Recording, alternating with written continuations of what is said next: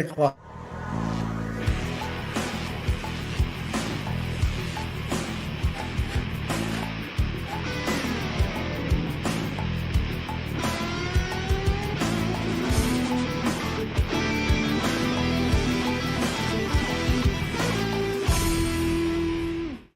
Hello, everyone. We are back. We're here. And George and Mark and myself. How's everybody doing? I hope you're having. Is it spring yet? I don't know. Spring is April. April showers bring May flowers. When is spring?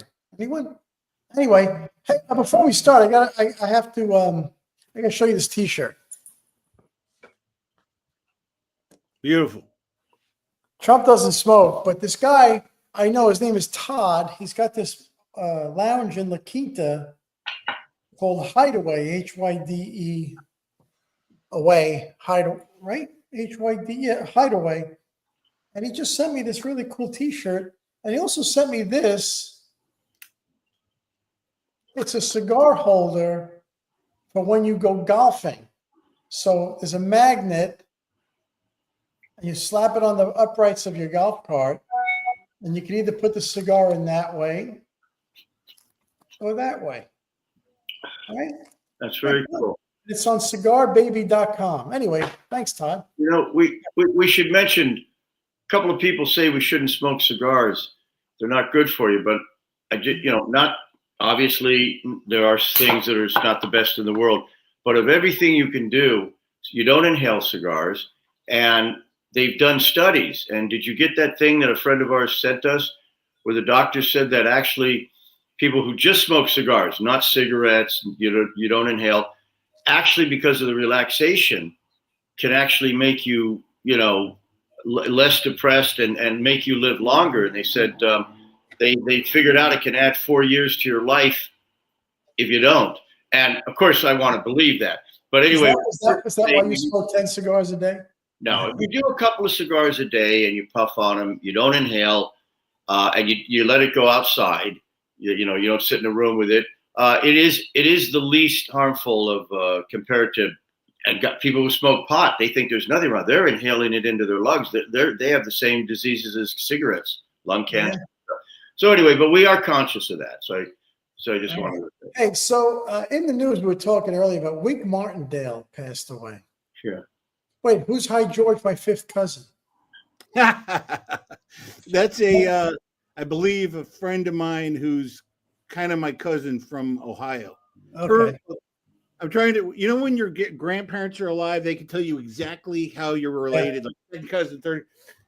I was trying to figure out how we're related, and her mom and my mom are sister-in-laws, and my dad and her mom are cousins. So we're trying to figure out what we are. And we couldn't figure it out. Do they want money from you? No. George, don't let him write anymore. We're just trying to write what? Don't let him write a comment anymore. But anyway, so Wink Martindale passed away. Bye, Jackie. And he how many games? I was looking it up. The guy hosted like 1 million game shows: Tic-Tac-Toe, High Rollers, Gambit, Debt. Anyway, so when was the last time you watched? Is George for real? What is happening? We went to go visit his cousin. They're calling each other. George, when was the last time you watched like a game show? It's been a long time. Not old game, like a new. I don't even know what the new game shows are. The new ones. When I was Family Feud, my girlfriend used to like to watch that, and I kind of got into it. Family Feud was actually, but it's not a go-to thing for me. Yeah, but Wink. Back. I guess the game shows were different, right? They were. I don't know. They were more popular, but they were daytime only. They were I think they had some nighttime. Dating Game, I think, was nighttime. I think it was a network. Maybe it was 7 o'clock. That was like a 7 o'clock show. Right, then the $1 Million Who Wants to Be a Millionaire became prime time. The $64,000 question back in the 50s, I think, was prime time. That was a big prime time. I don't remember. So don't You were put. you were the producer. I dropped the ball on that one. Yeah, I had to beat you to it. But anyway, Wait, you were on Hollywood Squares. How was I that? was on Hollywood Squares, Yeah. which was an afternoon show, I think. Didn't Maybe Paul Lynde like look for your hints for questions? I gave Paul Lynde some answers, and he loved me, and I liked him a lot. He was a good guy. It was a fun show. Peter Marshall, who just passed away. Yeah. God bless him. That guy lived. His son was a big baseball player. But he lived a long time. He was a sweet guy. He was. I was going to say, all the talk show hosts, Wink Martindale, 91. The big guy, Price is Right. I just forgot. Bob Barker. Bob Barker, like 96. They seem to live a long life, and my theory is it's probably such an easy job when you get it. It's like just playing, and they make all this money, so they probably had no stress. Right. And it's and I if I remember correctly, when we did the Hollywood Squares, we did 5 shows in one day. So they would do maybe worked a couple of months out of the year, and that was it. They do 300 shows or whatever, and they might have a piece of the show, and those syndicate forever. Really, you can only I get well. What's his name? The G. Rayburn. That show was my favorite. Match Game. I like G. Rayburn with the really long microphone. Yeah. Brett Summers. I never knew who Brett Summers was. I don't. But Bob Eubanks was on the road with a game show. On the road with a game show? Really? Sometimes they tour Price is Right or things like that to live audiences and give away prizes in smaller towns. I didn't know that. But did you remember when the Wheel of Fortune? I never got into that. But wait, now they give you money, and if you win at the end, you win a car. But back years ago, I think you would win money, and then they had like stuff you could buy right there. Yeah, you had to wait for the them to shop as part of the show. Right. I'll take the dresser for $400, and I'll take the tires for $250. Totally different.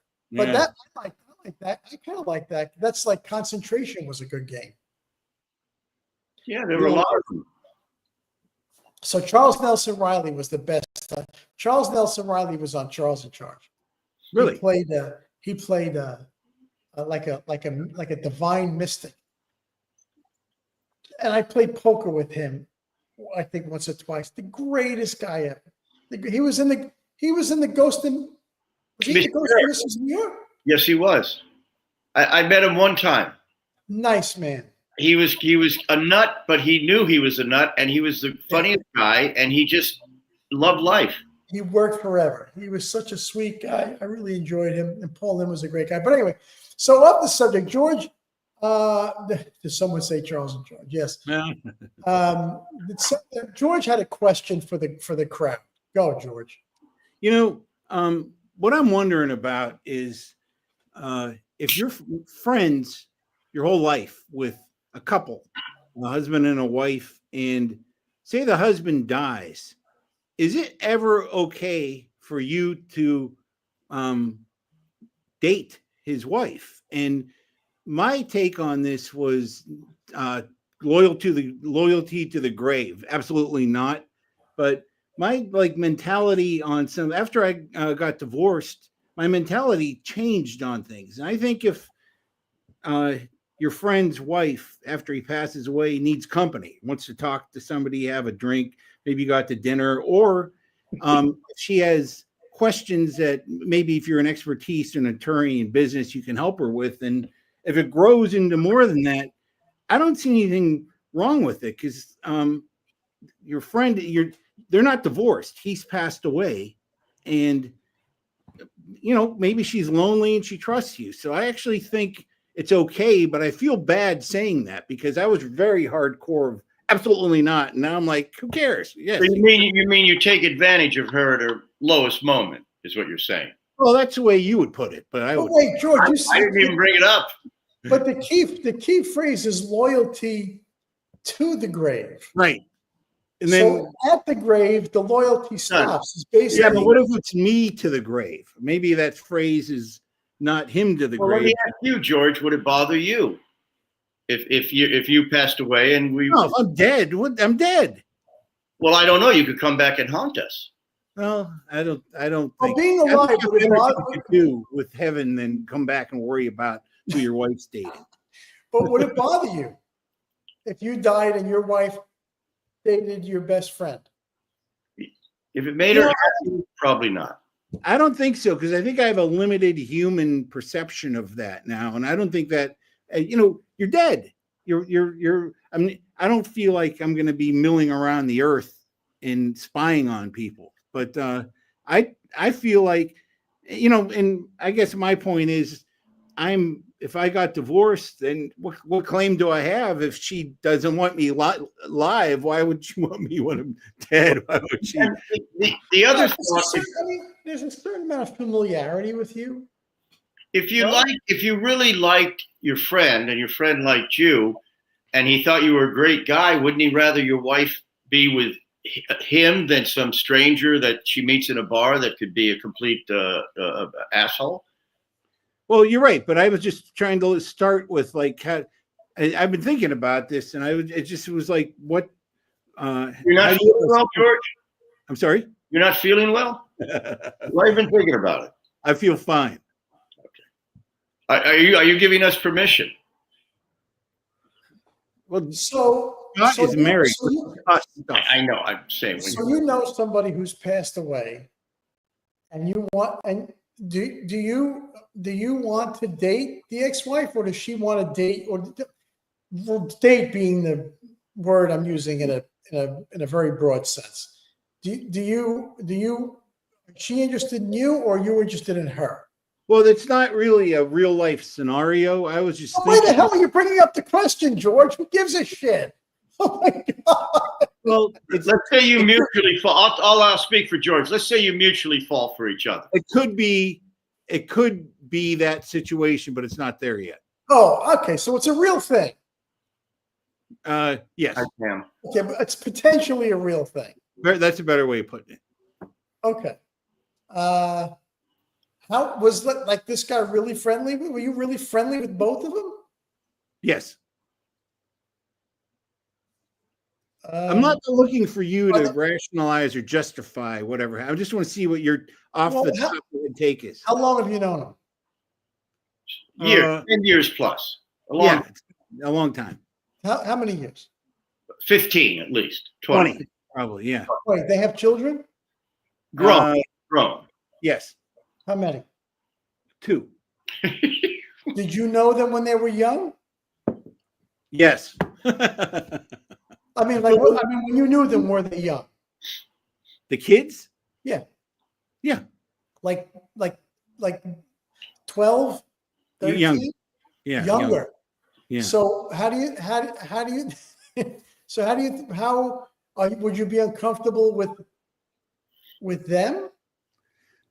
I didn't think about that, but I guess my point is I feel like it's okay to be friends and spend time together. And then that lent me to, well, what happens if it's more than that? Or what happens if it's more than phone calls and a cup of coffee? And I'm sure it's happened a lot. I bet you it's not common. I'll tell you a story of a guy I know. Okay. A good friend of mine, George is having a Jesse's Grill moment. Yeah. A guy that I know had a best friend, and the guy was married. The best friend was married. The guy got very sick and had liver, maybe it was whatever it was. On his deathbed, he said, if you ever remarry, marry somebody like his best friend. I'm not giving names out here because I don't want to give anybody away. Right. The best friend dies. They have no kids. The best friend dies. And a year or two later, the friend and the widow meet randomly. They're married now with a kid. wow. Okay. Well, see, I think that's great. And I think he'd be happy because he wants his wife to be happy. I mean, like I said, I think probably more of that has happened than we realize. I agree with that. It feels like they rescued each other a little bit. It's not the person you had. It's not how you met. It wasn't the original person you fell in love with, but life happens, and he passed away. Well, let's get into the real nitty gritty. What if you get divorced? So what, you guys are completely separate. No, it has to be dead. No, you can't do that because then he's not your best friend anymore. You would lose him, as your friend. Of course, and that would be, but I would imagine it would be awkward. I mean, I guess you talk, like you said, you go for a drink and you talk, and you get relaxed and all that. And I guess sure. I mean, I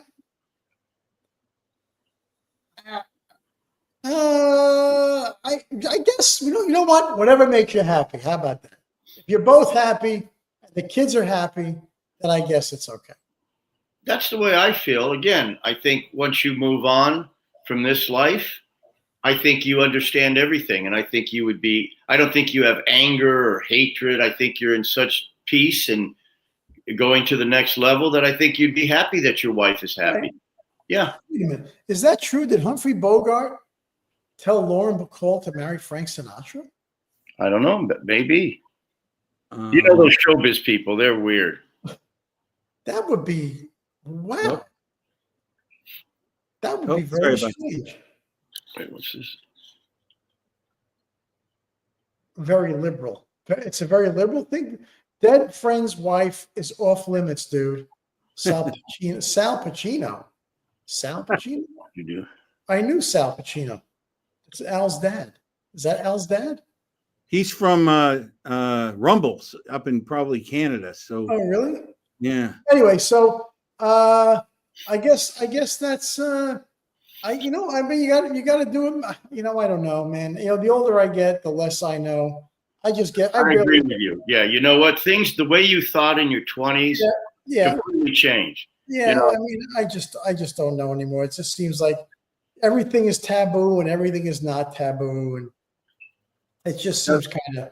Somebody asked about your friend dating your daughter, and I think my friend dating my daughter. Well, not now, but I'm saying, and there's been situations where you've had a friend who's maybe 20 years older than you, and their daughter's your age. Is that,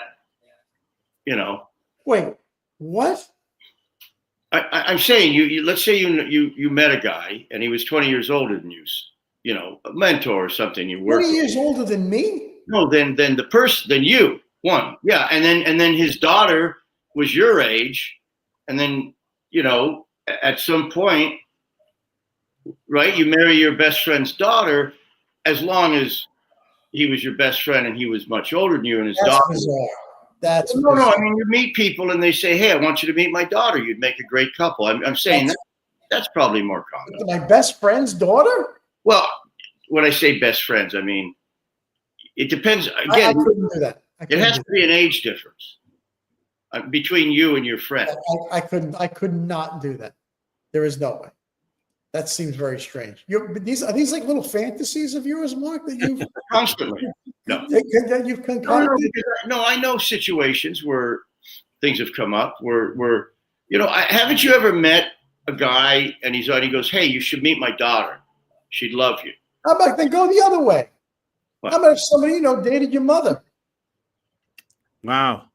Well, older, when my mother, when you were 40, and you had a friend who was 40, your mother was 63, and he went out with your mother. Friend. Oh, that'd be weird. That's weird, but the other way isn't weird. Well, no, because you're maybe the same age as his daughter, or just a few years. Maybe. I think that's a little freaky and weird. So you go to your friend, you say, "Hey, man, what are you doing Saturday?" "Well, where's my daughter?" It's crazy. That's crazy. Anyway, Stifler's mom. What was that from? Is that American? It's not American Pie, is it? I can't remember. Stifler. Is Great it character name, though. Great character name. Anyway, so with that subject, I think should go away because it's very, very bizarre. Mark, are you going to actually come through the camera? I mean, I'm trying to stay further back. okay, that reminds me. What's the scariest movie? We're going to change subject. What's the scariest movie you ever saw? Because that reminded me of a movie. It's the scariest movie you ever saw. What comes to mind? I saw it in the theater and I was really scared. The Exorcist, and I was probably young. I was probably I was still living at home, so I was 40. No, but I remember that scared me. I couldn't go outside and take the trash out. I was scared at night. Really? Yeah, that Exorcist did scare me. I was young when I saw it. Okay, current movie.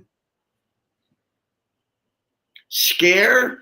Nothing scares me too much. I love The Sixth Sense, but that didn't scare me. I don't get scared. I mean, I've made some, and it's hard for me to like Halloween and those movies. They don't scare me. But George, what's the scariest movie ever? The scary movie for you? I'm trying to think of one because and nothing comes to mind. I mean, I think of The Exorcist, but I was actually so interested in the story, in the priests in it, that it wasn't scary to me. I was too old. You went to the biblical aspect of it, the religious aspect of it. I was fascinated. Who knows if it's accurate at all, but it caught my attention. Oh, Rosemary's Baby is another one. What was it? Rosemary's Baby with Mia Farrow. Great movie. That was. I still watch it if I catch it, and it still gives me chills. You know what? It was shot eerily, shot beautifully. Roman Polanski did a great job. Yeah. The music, everything. But what was that? I don't think the Friday the 13th movies and all that. I mean, they're kind of fun and campy. Yeah. Have you ever seen The Ring? I did. That actually was a little scary. That was scary. The original Ring, yes. That was scary. That girl walking weird and all that. Oh, and the well and go, yeah. That was actually The Shining. The Shining. Oh, Last House on the Left. The original.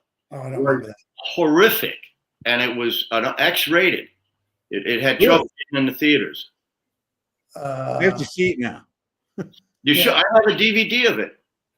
Did you like the original Night of the Living Dead?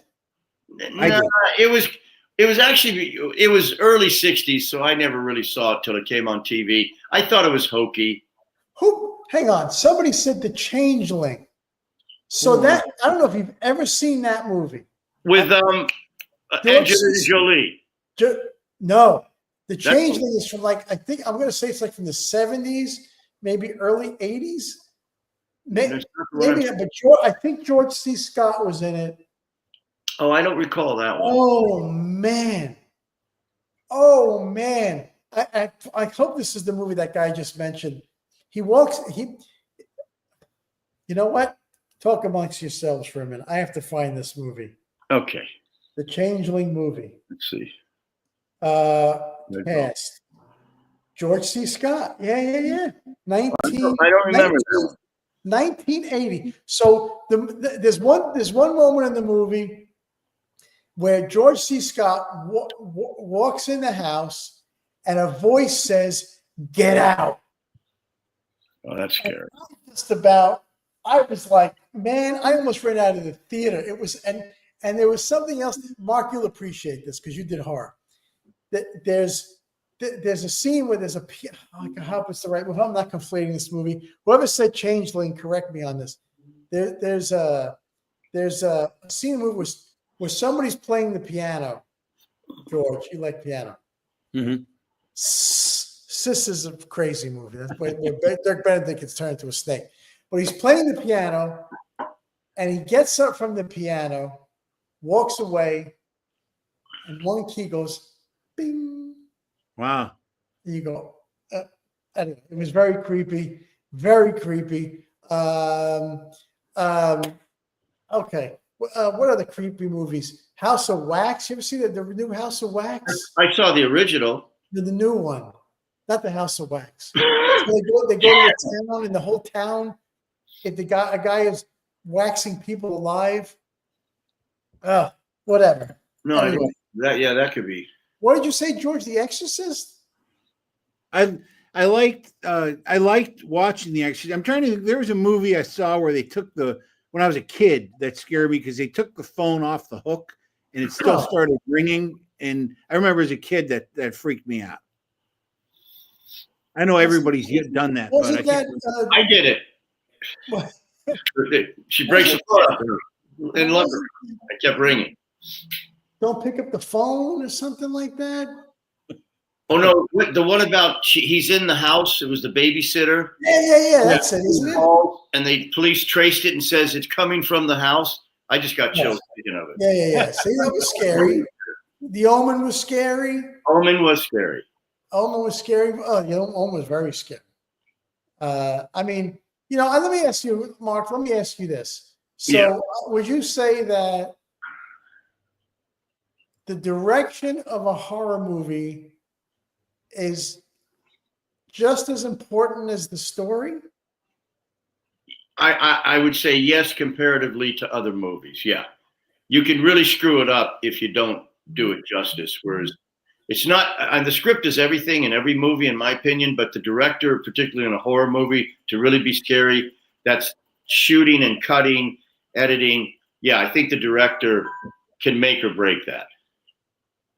And so you're talking about camera angles and because if you look at The Shining, like Robert E. just wrote, I mean, there's some really classic shots in that movie that actually kind of, and then it's down angles and up angles that make things all look kind of creepy.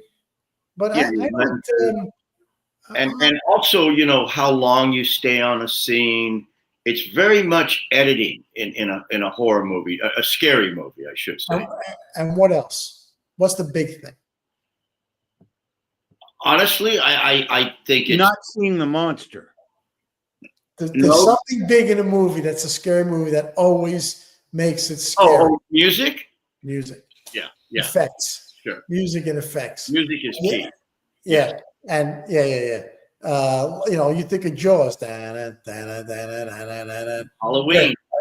What? Halloween. Carpenter's piano. Oh, did he do that? He did the score. The piano? He made more money on the SMI from the score than he made on the movie. Yeah. Did you score Leprechaun? No. Kevin Kiner did a great job. But I don't consider Leprechaun a scary movie. I don't put it in that same vein. It was more of a fun, kind of scary for kids. But the real scary ones, you need a good director, not like in Leprechaun. But the real scary ones, Scott, look, you've directed. It's timing, when to cut, when the guy comes in, how long. I mean, there's so many elements to frighten people. It's an art. Yeah,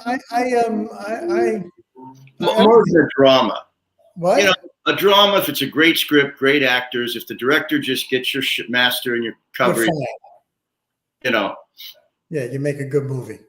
But horror, definitely. Scary that's why Roman Polanski, I've studied when I was a kid, when I saw his camera work, how he shot things, the lenses he chose, how he moved the camera, and the performances were brilliant. But yeah, that's an art. Okay. Yeah. Okay. I think we talked about this, but what's the funniest movie you've ever seen?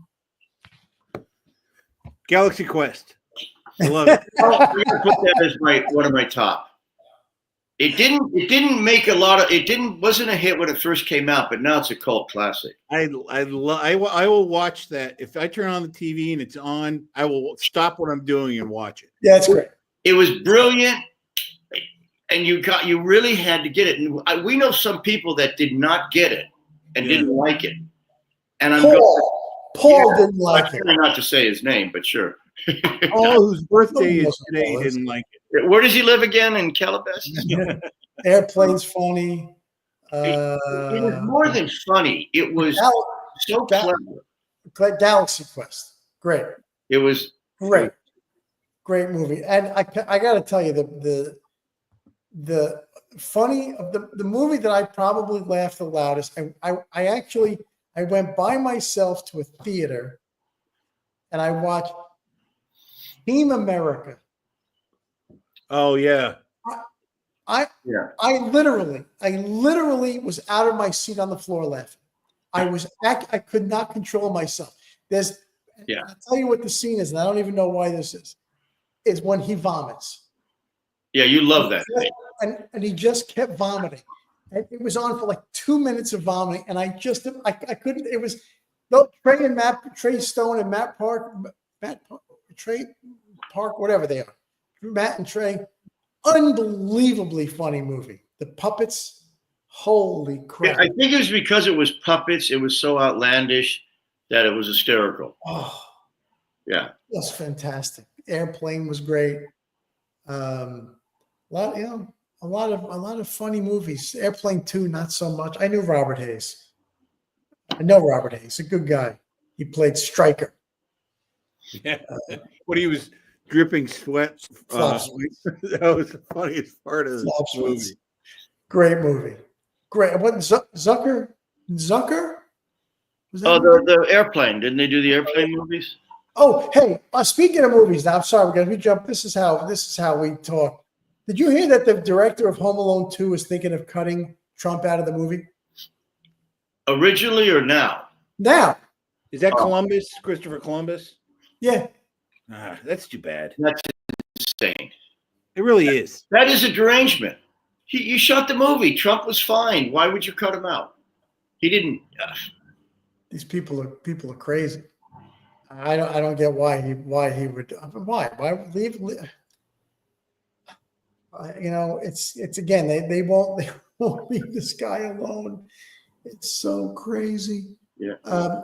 Meanwhile, they don't cut OJ out of The Naked Gun. Well, he got folded in half. That was a pretty funny scene. Well, OJ wasn't Trump. He still wasn't a politician. He still gets his residuals from SAG or his estate. Okay. You can't. If you start to do that, the slippery slope, then anything you don't like, then you just don't pay residuals. Of course. All right, well, I don't think Trump needs residuals, but I get the joke. But anyway, it's gotten to the if you want to get into politics, I don't understand wanting this guy back from El Salvador. You people watching this at all at home? Yeah. Did you hear what at the girl in the press conference where the mother came on? I tell you, it broke my heart. And they said now, they came out, he is an absolute MS-13. According to the police, he wears the tattoos, he wears the insignia. He was investigated for a murder, but they couldn't pin it on anybody, but he was part of the group. They had, and I'm going to go with it because obviously, why would they get rid of people who are good people? There's too many bad people they can get rid of. They can't even get rid of enough of them. So why would they be stupid and say, we're going to take the one guy that isn't a gang member and get rid of him? He absolutely, everything I've seen, and like I said, Jesse Waters tonight, I'm taping it, supposedly he has his whole rundown. His wife got 2 restraining orders on him because he beat her up. That's on record, 2 separate occasions. She's the one crying, saying he's a good father. And the senator goes to El Salvador to get him out. He is a gang member, and who knows what he's done. They don't keep records in, what things he got away with. How they can say this is the one they need to rally around. If it's truly a good guy, we wouldn't do it, or we'd bring him back. And they just won't accept it. They just want to. Yeah. That to me is crazy. Allegedly. Well, they said and they said, well, there's no proof. Well, you got MS-13. Allegedly. I mean, you have to say allegedly. Yeah, no, and I get it. By the way, you people at home, I think you need to know something about Mark Jones. Do you remember? Have any of you have one of those mowers that you pull? Mower? Oh, my wife is calling me. What the heck? Yes. Yes. I did. What? I did. All right, but what? What? Hey, while Scott's talking, Mark, I have a question Yeah. for you. If we get Wait. rid of daylight savings time, He's back. He's back. Hang on, go get the dad savings in a minute. Lawnmower. You said lawnmower? When Mark, you pull the lawnmower and it starts, and it's so when Mark hears politics, you have to, that's what pulls his cord, and he goes. Yeah. So this is the way it's been for This a is dozen a years. single man with a cat Yeah. who watches the news. Right. So anyway, yeah. So I mean, they Yeah. want to bring it. They want to bring him back, and I don't think it's going to happen. But Well, they said he gets deported. He has 2 deportation orders. So if they bring him back, they can legally deport him. And this guy says he's a They did legally deport him, and they were bringing him back to deport him again. Yes, and people are acknowledging it. But the senator flies up to get this guy, and he didn't call the mother of that beautiful woman with 5 kids that was killed. And she spoke today. You got to watch it if you guys haven't seen it. She was at the press conference. It was not staged. I mean, this was a mother who lost her daughter, and brutally. And the guy just got convicted. He just got convicted. And these people fight for these kind of people. Who can argue against bad guys? That's all I'm saying. We won't even get all the bad guys out. Believe me, they're concentrating on them, not the good guys. I don't understand how I don't understand the left. I don't understand how they get on the sides of these issues that are so unpopular for them. Like the woman, the governor in Maine. The sport. Men playing in girls' sports. It's a 90% issue in the country. And she's suing. She's suing Trump. But Well, yeah, why? Why? She can't think that her people in her state want men playing in girls' sports. She can't. I mean, because it's not. If it's 60-40, Right. it's like 90-10 in the country. So what? Why? Why keep pushing it? Is it just why? I'm throwing it out there. Why? Okay, you know why? I think it's because they want their people to feel that they are protecting the trans community. The trans community is protected in many ways. Letting a biological male play in a female sport is not protecting trans. And yet they just, I don't know who they're appealing to, because that's the question. Nobody's anti-trans. You want votes. You want to be trans, you're trans. But if and I don't care. Live your life. Nobody. I'll be a friend, but there are certain things anyway. But if she's appealing to a very small segment of the population, and you know what? Maybe it's just ideology is everything. It doesn't matter, and she's just going to keep pushing it. I mean, it's very right. I have some Democrat friends, and they think the trans thing in sports is crazy, but they don't like Trump. So I'm going, maybe it has nothing to do with Trump. But that's not what the news projects. It's all Trump.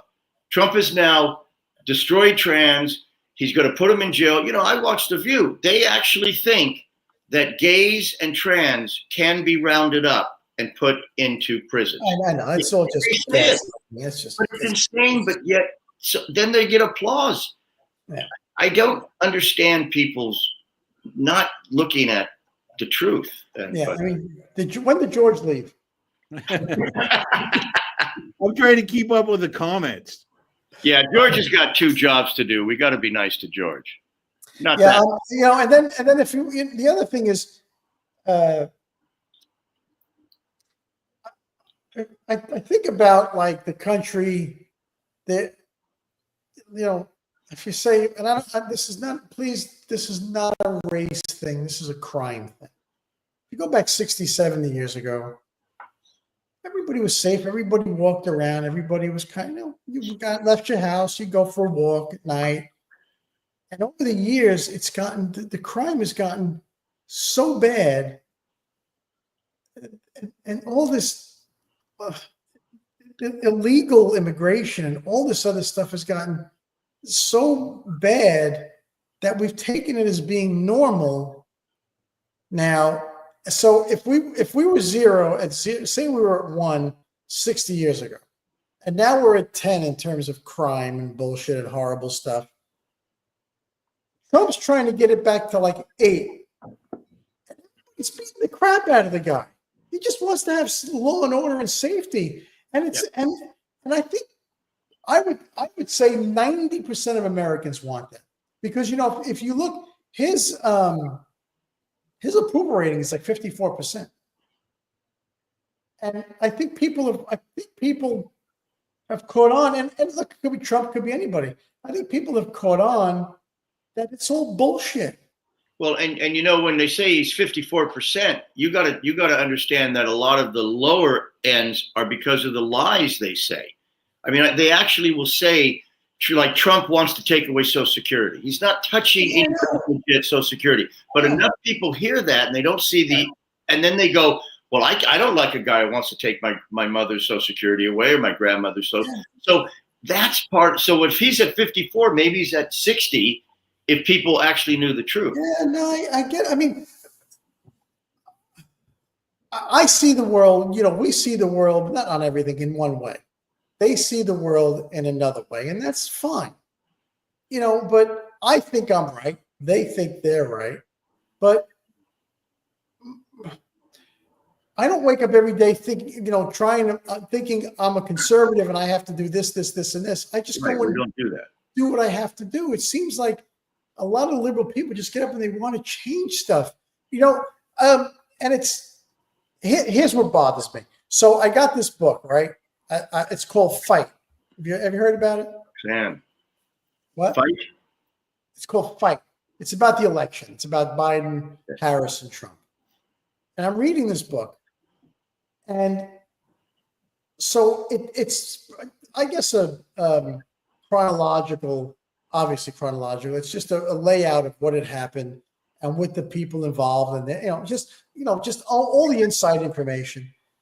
And I'm reading it, and the woman who wrote it, I guess, is a liberal or a lefty or a Democrat, because like the first 5 or 10 pages, she makes these sarcastic comments about Trump and takes these cheap shots at him. And I'm like, I didn't buy your book. I didn't buy your book for you to take shots at the president. I bought your book to get some information as to what happened, because I find it intriguing. But she couldn't help herself, right? She could not help herself. She had to take the shot, a couple of them, and I can't remember what they were. She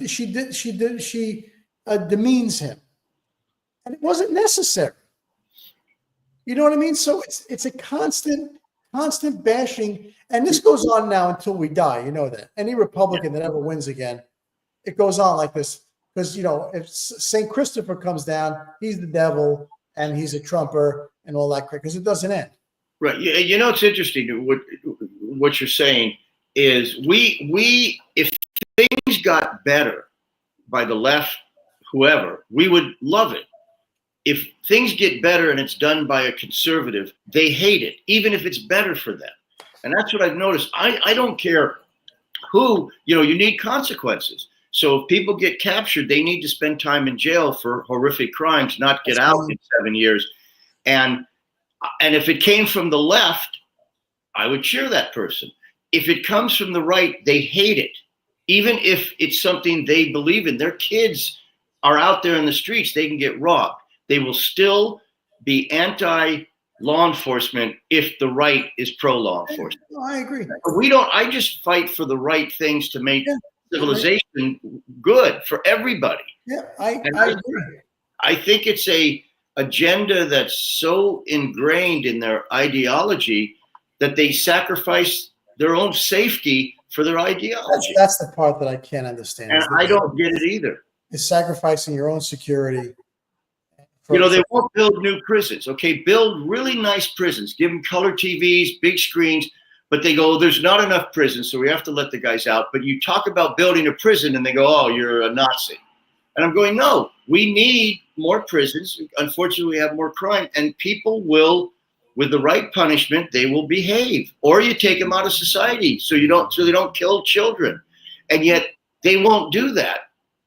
Did you see Whoopi Goldberg? I know you watched The View, Mark. Did you see Whoopi Goldberg talking about the Department of Education? I don't know specifically. I mean, she's brought it up, but I maybe not this point. There's a clip. She has no problem getting rid of the Department of Education. Oh, I didn't hear that. I sent them going. I thought it was like an alternate universe, and so her thought was, let the people have control of their own schools. And I was like, when the hell did this happen? Holy crap. I mean, and I don't know if she got beat up on the internet after that, but every once in a while, Mark is on fire tonight. Mark is on fire tonight, every night, literally. I set my shirt on fire before. He's actually on fire. It's all common sense, right? What? You're on fire now and later when we smoke later. You're on fire. Mark, you've actually set yourself on fire, haven't you? They have it on the cigar store. George is there. There's video of the cigar store, and it was late at night, and I lit with a match, and these matches, it flew up, and I had a loose shirt, and it hit the bottom of my shirt, and I'm going, and I went to go light another match, and someone says, you're on fire, and I burned a big hole in my shirt, and they actually have it on video at the cigar lounge. It's very funny. Were there flames? Yeah, I had to pat it out. I have it on my phone. I'll show it to you. No, but you're going to say about Whoopi Goldberg, but we embrace it. See, we don't go, because we don't like her politics, she's not right. She said something years ago when Deborah Messing said you should not work with anybody who's a conservative, any actors. That's blacklisting, which the left hated when it was done to the communists. So Whoopi defended it. Whoopi said, listen, you can disagree. This person can be a Trump person. If they get the part, you work with them. If we start saying we're not going to work with people, that's the blacklist. And I couldn't believe she took that position. So this is the second time we've agreed with Whoopi, but 98% we don't. Yeah. But see, that's the difference. We will agree. Yeah. They won't. Even if we say something they think is common sense, if we say it or Trump says it, they don't agree. So Johnny Rockberry says, why do you guys go to cigar lounges and not weed lounges instead? I don't smoke weed. I never did. We don't smoke weed. Plus different crowd. Cigars, everybody's friendly. We hang around. Can you actually smoke? Are there marijuana lounges? There are some where you can smoke. I'm not sure how big it is in LA, but it's, first of all, it's a lot of young kids that are just stoned. You don't get stoned when you smoke a cigar. You just have a good conversation. Look at this. A. Bandini says the great Boom Boom said 34,981. 34 million. More words. More words in his first 2 minutes than this entire conversation. That's funny. A great interview. I loved it, by the way. I loved it. How great was Ray Mancini? Come on. No, everybody loved it. You got great comments on that. You get to talk to a guy like that. But Mark needs that energy that Ray had, the ball of energy that he is. Mark, you need to step up and fill in for that. I can't compete with Ray. I can't. He's got it. One time, as an aside here, I took Mark and Ray to a friend of mine that invests in movies. We went out to dinner because they both had movies, and Ray pitched his, and then Mark pitched his, which is a movie he and I were working on called Vampircon. And Ray listened to Mark's pitch, and before we could start talking, he looked at the money man and he said, forget my movie. He goes, make that one. He goes, I love Really? that. He did. Ray literally in the pitch, 2 separate movies. Neither of us had anything to do with each other. And he said, you know what? You should invest in their movie, not mine. Theirs is much better. It's the only time in my life that I saw that happen. And I love Ray for that. By the way, the guy didn't invest in the movie. Neither of them. But the point is, that's how sincere Ray was. He actually said, no, yours is much more commercial. It's better. It'll make money. Mine won't. Go with Mark. And what happened? He didn't do either He of them. didn't go with either. You know why? He lost money. I won't say the movie. He lost money. He put like $2 million into a movie to finish it. Was it one of your movies? Not one of mine. I never had $8 million to make a movie. I wish. But he lost his shirt and he said, I'm not going to do any more movies because it was the wrong movie. Yeah. Oh. I always meet investors after they've lost money on the movie. I can never meet them before they lose money, so they could lose it on mine. I always come in later. Yeah, I understand. Yeah, I enjoyed the Boom Boom Mancini interview as well. I was, I've always wanted to, we would meet him. George would bring him into the lounge, and everybody's talking. I had so many questions that I wanted to ask that guy. I just found it really sort of interesting. It could have gone on for another hour. I could speak. I could talk. Listen, I always think that people get uncomfortable talking about what they do because I do. I get uncomfortable if I talk too long about what I do. I go, you know what? This person doesn't really want to hear this. It's all Hollywood crap, and I try to get off the subject because that's an insecurity in me that I think I don't like that about you because I love when you talk. Look, I'm in the business and I still love hearing your stories because they're fascinating. So I know you're that way, but I think all the stories that you have, people find it fascinating. Well, I appreciate that, but I'm always like, I have this inherent insecurity that I'm boring people. Because I get the fascination of showbiz. I get it, right? But then I go, they ask me a question. I go, yeah. Oh yeah, did this? Oh, yeah, it was great. Anyway, so where are you from and all that? Because I first of all, I don't like it being about me, only because it's uncomfortable. But also, I think people, go, oh, there's Daron's on. Can you send Daron the link? Yeah, He's on. Hold on. Send Give me a minute. I'm going to not talk for a minute. Hold on. Go. Okay, yeah, so go on, Scott. So I just feel like it's so self-indulgent that I just don't. I'll tell a story, but yeah, but you got to remember. I mean, people are fascinated by showbiz and celebrities, and you tell it. You tell good stories. I mean, we all became friends by talking to each other, and talking to each other about politics, probably. No, but if we're not doing politics, we talk about showbiz. Really, those are the two main things. What else is there? Politics is there. You know what? I'm working on it. All right. This is live, man. This is live. What are you looking for, Scott? What happened? No, I told him to see if you can put Daron on. Oh, Daron might not want to come on. Then we're going to go till 9 o'clock. No, I got to get off soon. But we'll just say hi to Daron. Don't put Daron on. No, I'm kidding. We love Daron. But Daron doesn't come smoke with us anymore. No, Daron's too busy making money. Yeah, exactly. Talk about the old days in Brooklyn. Yeah. You have some good stories. Yeah, I grew up in a great. You know what story I liked about Brooklyn? You said like there were certain areas where there were kind of made people or the mob or whatever that lived in certain blocks and streets. Nobody screwed with anybody. Nobody ripped them off. Nobody burglarized, broke their car. And I said, I'd almost rather live on a street where there were a couple of mobsters who just did their business, didn't involve, regular people, and that you'd have a safe neighborhood. Nobody would break into your house, right? We had our car stolen in front of our house. Okay, tell that story. And they brought it back. Okay. Carm brought it back.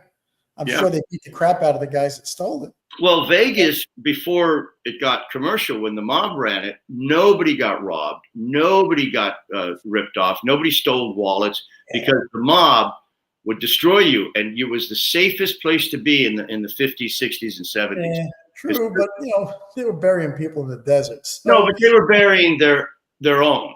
I mean, they kind of kept the layman away. They didn't, they wouldn't bother you if you weren't in the mob. If you're in the mob, you asked for it.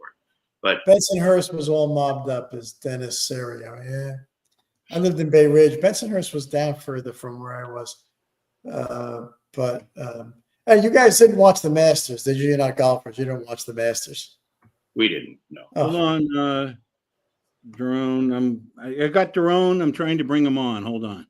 I'm too tired now. No, Scott, you brought him on. You've got to deal with it. On.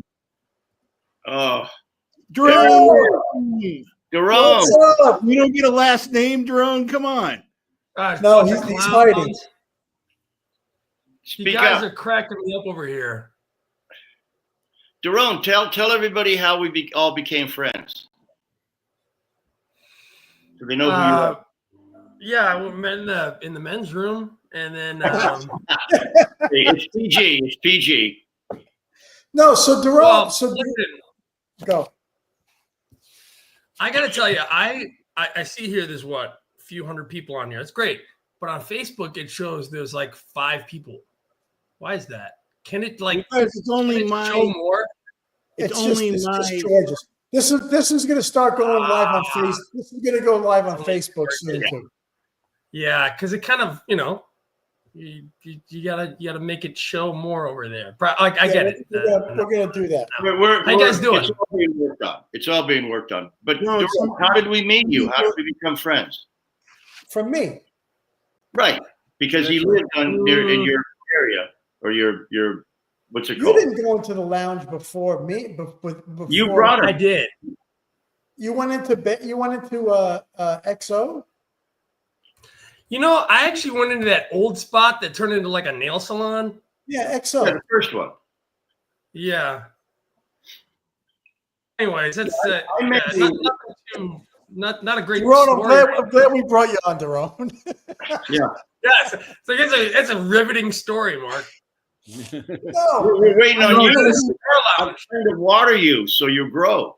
Daron. Some people are asking. Daron, where we used to live. Daron is a Brazilian Jiu-Jitsu world champion That's right. fighter.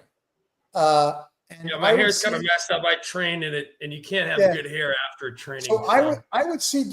This is true. I would see Daron. My wife and daughter and I would go out of we lived in a community in LA. Daron is in marketing. And I would see a guy walking. Daron, what were you wearing? Do you remember? What was I wearing? He was naked. No, he had like 40-pound leg weights. Oh yeah. I was training. I was doing rope. Yeah, I was like, I had about a backpack. I had the ankle weights, and I had I had a bunch of weight in the pack. But yeah, I was, they call it rucking. And he's walking back towards where we lived, and I'm driving. I'm going, who is this lunatic? Just dripping wet. And as I'm driving, I'm going, is that the guy that lives where we live? I pull up and go, hey man, you want to ride back to the house? And he goes, no. He goes, no. Oh, come on. It wasn't like that. Oh, please. So then we I was in a little better condition, but yeah, no, it's not easy. So then we started. Then I would go to his house to smoke, and then we would go down to the lounge. Yeah, that's back in the day where we actually had like a neighborhood. We were like just show. I guess still live pretty close, but. Daron, do you still cut your own hair? Sometimes I can't get it back. Evidently, this time. Yeah. Anyway, Mark, when was the last time you had a haircut? I cut my own. What's that? When's the last time you went to a barber? 20 years, 24 years. Yes, that's a lot of money you save. Oh, no kidding. Do you shave or do you have an electric razor? I shave. Like with a blade? Yeah, like when I shave, and I'll Really? shave. When was the last time you didn't have a goatee? I had a mustache all through high school until about, I think I got my goatee maybe in the 2000s. I started Oh, growing. so you've always had hair on your upper lip? Oh, yeah. Yeah, if you see pictures of me, you see I look like a porn mustache when it was in the 80s, right? I just had a big mustache, but I had it in high school, too. Mark, you used to look like who's that comedian? Gallagher. Gallagher. Balding on top. And people used to, when I had the mustache and the long hair, I went to Vegas in the 80s and I was playing blackjack and people stood around thinking I was Gallagher. It was really true. I love that Mark is like proud of that. No, I am. I love it wasn't like it wasn't like a hot guy or anything. I mean, I know, but I don't care because I was famous. But didn't you sign autographs as Gallagher? No, I never did. They would ask me, and I'd say, no, I'm not who you think I am. And they go, okay, we get it. You don't want to be bothered. Seriously. I used to get that a lot. If I was driving, I had a convertible and I had a baseball cap always, and I was driving, and people would come by and honk Gallagher and then drive off. What was the convertible? Mercedes, the SL. 380S, you had a 380 380S? SL, 1985. Absolute crap. I know, the worst car, but it looked cool. Crap. Hey, Daron, did you see them making the International Harvester again? Yeah, dude, I showed you that. You told me they should be coming back. No, you showed me like you said something like, "Oh, you need to get another." Okay, so he's saying this because I used to have two Scouts, two 73s, and then sure enough, yeah, they're making it again, but it's electric.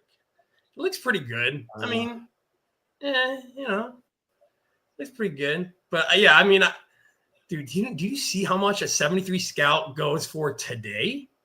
Like I sold mine when I had kids and I didn't have another, I had to, get like a car for the nanny. And I was like, I think I sold it and I got a good deal on it.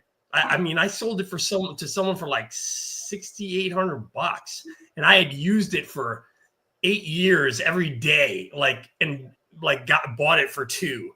And now it's like that same truck in that condition would sell for like $50,000, 55, 60. Wow. We just lost all the women. What? We just lost all the women. Dude, chicks love that truck. Are you kidding me? They love that. The Broncos and the Scouts, that era, So, listen, somebody wrote, who are these guys? This is Daron. He's a friend of ours. And he was watching. We had him on. But did I ever tell you my International Scout story? From like 1971. Well, you have a commercial when you're like 8 years old, right? I did a commercial for them. I was one of the families in 4 different Scouts. This is 50-something years ago. I tried to find it. And the commercial was all these 4 families get into 4 different Scouts, and they go up a hill. Yeah. And up and over.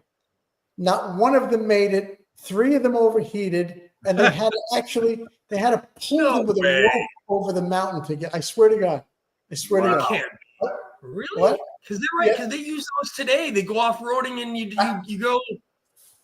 I don't know what happened. Maybe I don't know what happened, but my father was with me, and he was. That's crazy.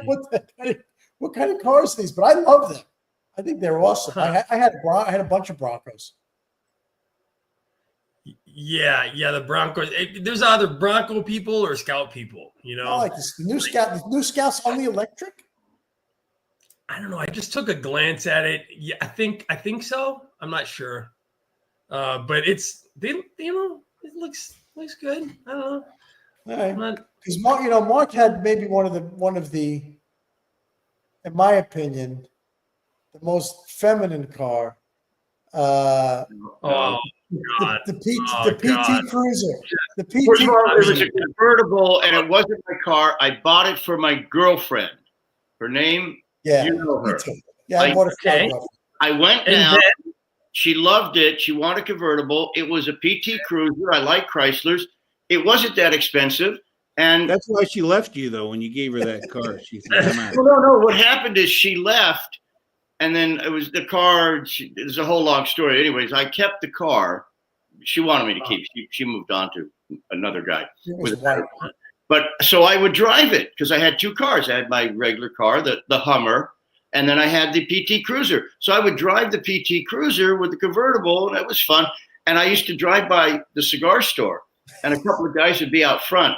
And when I came in later, they said, "Do never." I honked and waved. They go, "Do never wave to us in that PT Cruiser.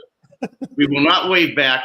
Don't ever bring it to the cigar lounge." So yes, I had it, but I did not buy it for me. I bought it for a girl. Yeah, right. And That's all you gotta say. You bought it for a girl. She left you after you bought it. Well, she left you. She could have just driven off a cliff at that she point. wanted a better car. No, that's the car she wanted. I said, "What do you want?" She said, "A PT Cruiser." She loved the convertible. Yeah. All right. Okay. Yeah. Okay. All right. Okay. All right, Anyway, is everybody doing well? Everybody's healthy. It's 9:05 here. Let me ask my question I tried to ask earlier.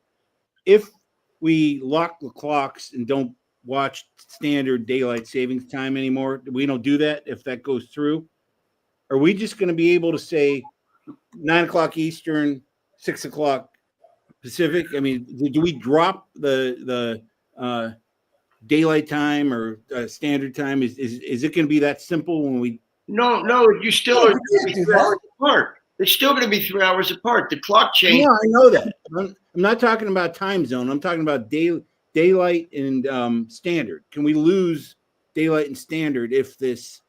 I don't know. I've never used daylight and standard. I just say it's 3 o'clock. Once you change it, you don't say standard. The specific standard. Yeah, the specific standard time is Eastern. Eastern daylight. No. Yeah, I think. Well, like when I send out the timing for this podcast, I always say whatever. I put the middle word in, whether it's daylight or saving or standard, and now we can actually drop that if they pass this, right? Well, no, you'd still have to do Eastern. I know that. I'm not asking about Eastern and Pacific. I'm talking about daylight, the middle word. It's Pacific daylight. I don't even know what it means. I never looked at it. Isn't it Eastern Standard Time and Pacific Standard Time? Yeah, we can lose that if we're not. If we lose daylight savings time, we can lose the adjective. I don't know if it's an adjective. I never knew there was two adjectives. I always thought it was Pacific Standard and Eastern Standard. I always thought it was just one for each coast. What is the purpose of it? It used to be farmers. That was in your early days. We get more daylight, but now that they have floodlights on their tractors, I guess they don't need it. What's the purpose of daylight savings time? Daylight saving time. Well, you know what, Scott? This actually benefits you. No. This. Wait, I take that back. This doesn't benefit you. Daylight saving, Scott. Go. What I'm saying is the people that stay up later like it because they got one more hour of daylight. The people that wake up very early don't like it because it's darker in the morning. But if you were the kind of person who likes another hour of daylight at the end, those are the people that enjoy it more, is my understanding. And obviously, if you from a utility standpoint, whatever that means is farming and all that kind of stuff. But for today, it's that. What does Google say? So it says daylight savings time was originally intended to conserve energy, making better use of natural light during summer months. Okay. Okay, this is exciting. It's very informative. Good subject, George. A lot of people are learning a lot of stuff here. I just learned that actually. Well, I think Trump said something like you get 10,000 more rounds of golf or something. I don't know. That's a good thing. But I like it when it stays later. I don't like it when it gets dark early. It gets depressing. Yeah, I don't either. Anyway. Okay. Well, there you go. All right. Well, listen. That's it. You okay, Scott? Do you need a rest? Scott, why don't you take a nap and we'll continue? You know who I watched today? There was a clip of David Letterman, Albert Brooks. Do you know? I forgot how funny that guy is. He was very funny. All right, I'll leave it at that. That's all I want to say. Was that Defending Your Life guy? Yes. Yeah, that was good. No, Jerome, yeah. thanks for adding your last name. Do you know what his real Yeah. name is? You know what his real name is? Albert like Menkovich or something? Or? Einstein. Einstein. He was the brother. No way. Bob Einstein is his brother. Super Dave. The great Super Oh, Dave. really? That's right. Yeah. I forgot about that. A lot Anyway. of pressure to answer questions and get grades. Einstein. Indians say only a white man thinks by cutting a foot off one end of a blanket, they can make it longer on the other. That's a good question. Is Albert Brooks related to Mel Brooks? It's good. That's a good point. No, he's not. I don't think so. No. Anyway, all right. Listen, Daron, thanks for coming on. Hey, thanks for inviting me, you guys. Good to see you all. All right, everybody. Thank you. Next week Thanks, we'll have something a little bit more interesting. Email us at Also, takeonlifepodcast@gmail.com. All right. Bye. Bye-bye. All right, later. Bye.